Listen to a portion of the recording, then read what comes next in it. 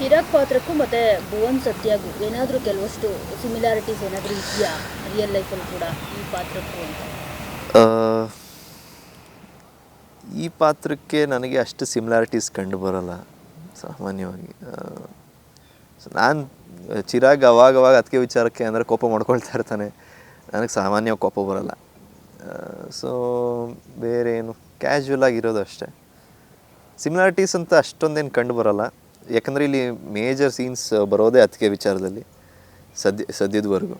ಅತ್ತಿಗೆ ವಿಚಾರ ಬಿಟ್ಟರೆ ದೀಪ ವಿಚಾರ, ಸೊ ಎಲ್ಲ ಎಕ್ಸ್ಟ್ರೀಮಿಟೀಸಲ್ಲೇ ಓಡ್ತಾ ಇದೆ.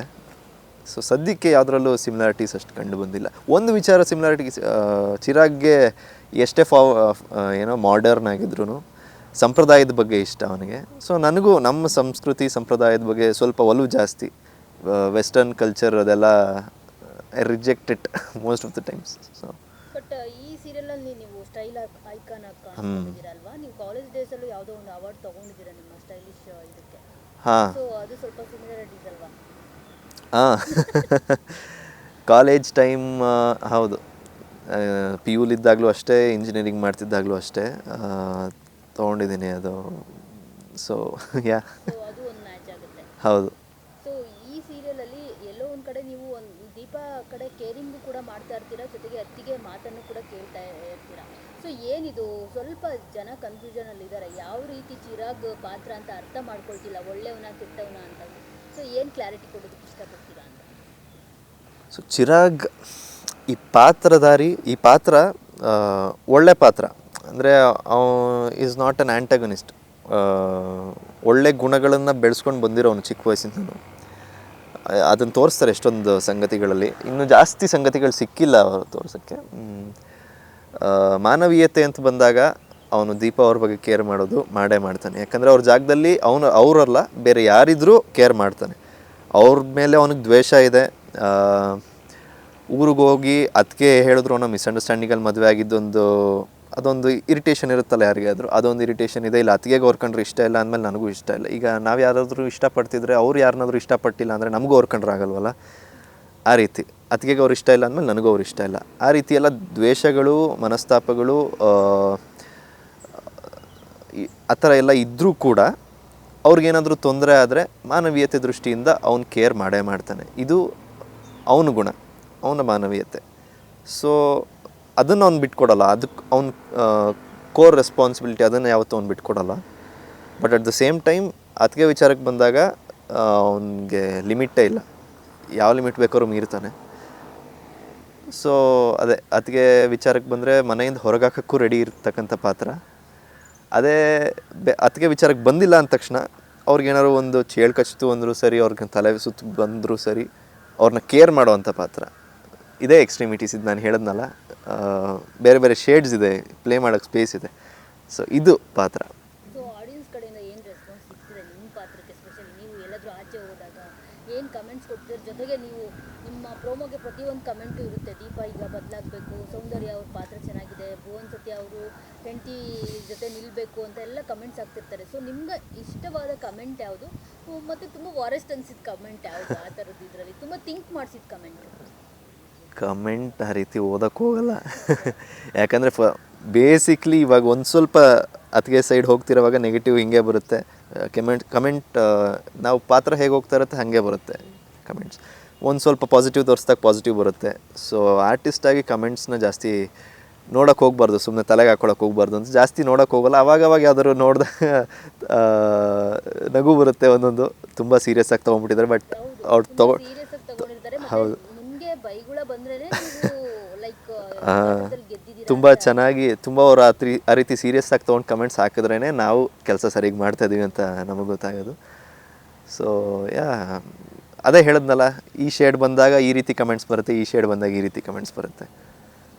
ಯಾವುದು ಸರಿ ತಪ್ಪು ಅಂತ ಅನ್ಸಲ್ಲ, ಎಲ್ಲದೂ ಸರಿನೇ. Going with flow.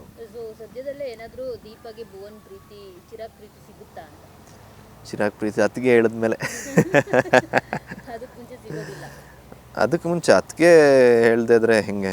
ಅತ್ತಿಗೆ ಹೇಳ್ದೇ ಇದ್ರೆ ಒಂದು ಹೆಜ್ಜೆನೂ ಇಡಲ್ಲ ಚಿರಾಗ್. ನಿಮ್ಮನ್ನು ನೀವು ಏನು ಕಂಡುಕೊಂಡ್ರಿ ಈ ಪಾತ್ರದಿಂದ? ಏನಾದರೂ ಚೇಂಜಸ್ ಮಾಡ್ಕೊಂಡಿದ್ದು ಆ ಥರ ಏನಾದರೂ ಇದೆಯಾ?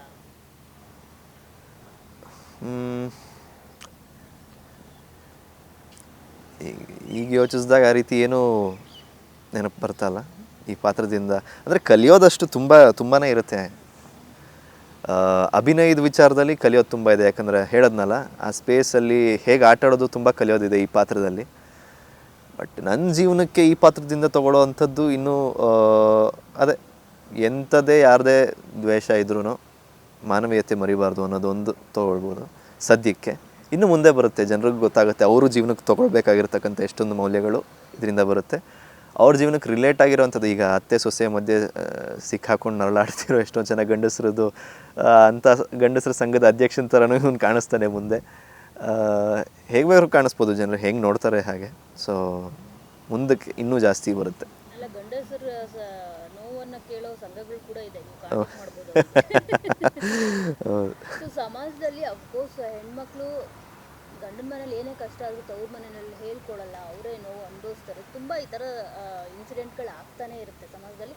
ಅಫ್ಕೋರ್ಸ್ ಈಗ ಗಂಡು ಮಕ್ಳಿಗೂ ಆ ಥರ ಪ್ರಾಬ್ಲಮ್ಸ್ ಕ್ರಿಯೇಟ್ ಆಗಿದೆ ಬಿಡಿ, ಹೆಂಡತಿಯಿಂದ ಪ್ರಾಬ್ಲಮ್ಸ್ಗಳು ಆಗ್ತಿರೋದು ನಾವು ಕೇಳ್ಪಟ್ಟಿದ್ದೀವಿ. ಸೊ ಈ ಸೀರಿಯಲ್ ಮೂಲಕ ಏನು ಮೆಸೇಜ್ ಸಿಗ್ಬೋದು ಅಂಥವ್ರಿಗೆ, ಜೊತೆಗೆ ಈ ಫೇಸ್ ಮಾಡೋ ಹೆಣ್ಮಕ್ಳಿಗಾಗಿರ್ಬೋದು ಗಂಡು ಮಕ್ಳಿಗಾಗಿರ್ಬೋದು ಭುವನ್ ಏನು ಹೇಳ್ತಾರೆ ಅಂತ.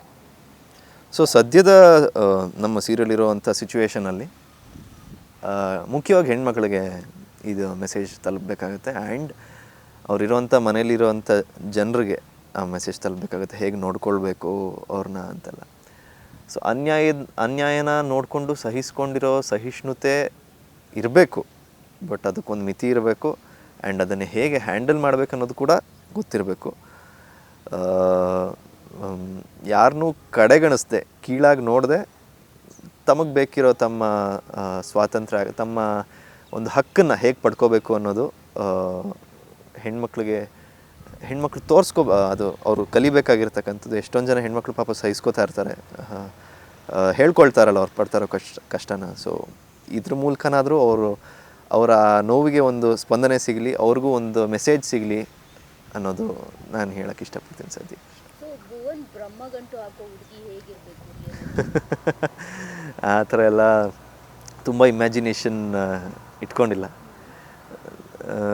ನಮ್ಮ ವಿಷ್ಣುದಾದ ಹೇಳ್ತಾರೆ ಗೊತ್ತಾ ಒಂದು ಸಿನಿಮಾದಲ್ಲಿ, ನಡೆ ನುಡಿ ಸಾಧಾರಣವಾಗಿರಬೇಕು, ನಡೆ ನುಡಿ ಮಧುರವಾಗಿರಬೇಕು, ಉಡುಗೆ ತೊಡುಗೆ ಸಾಧಾರಣವಾಗಿರಬೇಕು, ಮಾತು ಮಧುರವಾಗಿರಬೇಕು.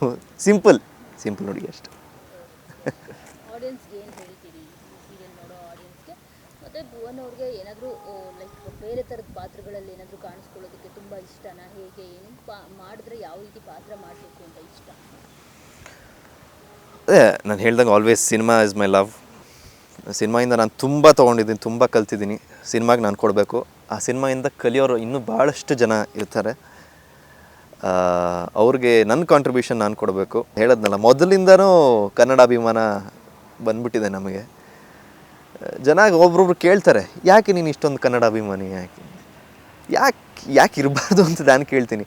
ಯಾಕಂದರೆ ನಮ್ಮ ಭಾಷೆಗೆ ಇಷ್ಟು 1000 ವರ್ಷಗಳ ಇತಿಹಾಸ ಇದೆ, ಇಷ್ಟು ಜ್ಞಾನಪೀಠ ಪ್ರಶಸ್ತಿಗಳು ಬಂದಿದೆ, ಈ ಥರ ಇತಿಹಾಸ, ಇಂತಿಂಥ ರಾಜರು ನಮ್ಮ ನಾಡನ್ನು ಆಳು ಹೋಗಿದ್ದಾರೆ. ಇವೆಲ್ಲ ವಿಚಾರಗಳು ಹೊರಗಿನಿಂದ ಇಲ್ಲಿಗೆ ಬಂದವ್ರು ತಿಳ್ಕೊಂಡು ಇದ್ರ ಮೇಲೆ ಅಭಿಮಾನ ಬೆಳೆಸ್ಕೊಳ್ಳೋಕ್ಕೆ. ಇಲ್ಲಿರೋರಿಗೆ ಇದು ನಮ್ಮ ಭಾಷೆ ಅನ್ನೋದು ಒಂದೇ ಸಾಕಲ್ವ ಇದ್ರ ಮೇಲೆ ಅಭಿಮಾನ ಬೆಳೆಸ್ಕೊಳ್ಳೋಕ್ಕೆ. ಸೊ ಇದು ನನ್ನ ಭಾಷೆ, ನನಗೆ ಅಭಿಮಾನ ಜಾಸ್ತಿ. ಅದರಿಂದನೇ ಮೊದಲಿಂದನೂ ಯಾರಾದರೂ ನಮ್ಮ ಭಾಷೆ ಬಗ್ಗೆ ಆಗಲಿ, ನಮ್ಮ ಕನ್ನಡ ಸಿನಿಮಾ ಬಗ್ಗೆ ಆಗಲಿ, ಕನ್ನಡದ ವಿಚಾರಕ್ಕೆ ಯಾರೇ ಬಂದ್ರೂ ತಿರುಗಿ ನಿಲ್ಲೋವಂಥ ಒಂದು ಕ್ಯಾರೆಕ್ಟರ್ ನಂದು ಅವಾಗಿಂದನೂ.